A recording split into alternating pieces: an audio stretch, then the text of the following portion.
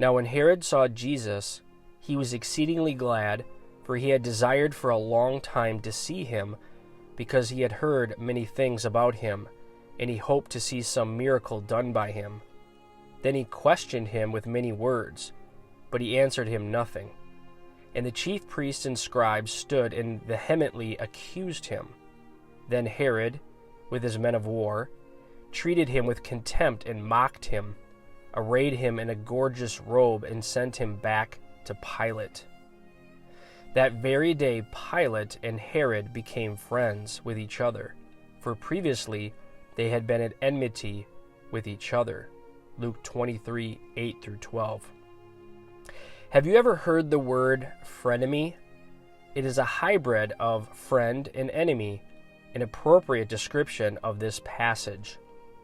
Now Herod and Pilate became friends with one another that very day. The focus of their enmity is directed against Christ, resulting in their newly minted friendship. It is a tragic commentary on these two pagan rulers that their friendship was cemented by a common rejection of Christ. Is this not still true that worldly men are brought together because of their hatred of the other worldly Christ? The enemy of my enemy is my friend. Acts 4, 26-27 says, "The kings of the earth took their stand, and the rulers were gathered together against the Lord and against his Christ.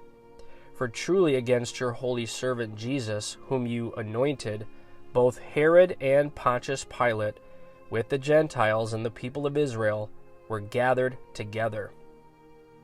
J.C. Ryle comments on this passage, quote, "The incident before us is a striking emblem of a state of things which may always be seen in the world. Men of the most discordant opinions can unite in opposing truth.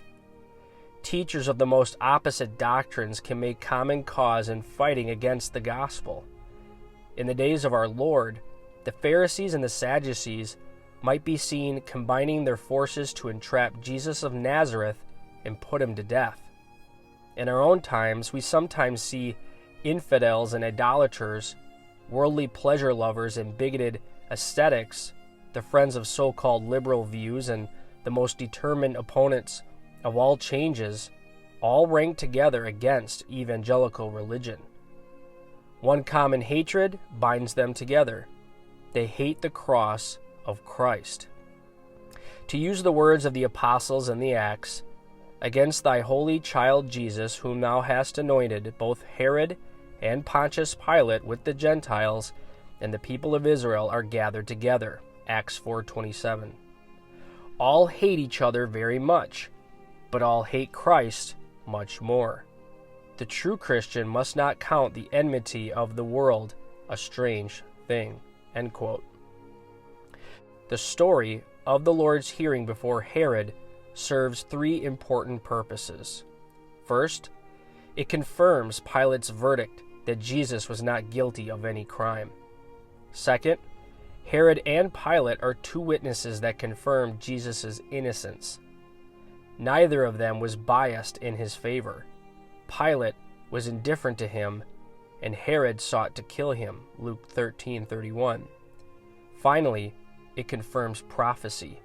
Psalm 2, verse 2 says, "The kings of the earth took their stand, and the rulers were gathered together against the Lord and against his Christ." The hatred of godliness binds the wicked together. Theophylact mourns, "It is a matter of shame to Christians that while the devil can persuade wicked men to lie aside their enmities in order to do harm, Christians cannot even keep up friendship in order to do good."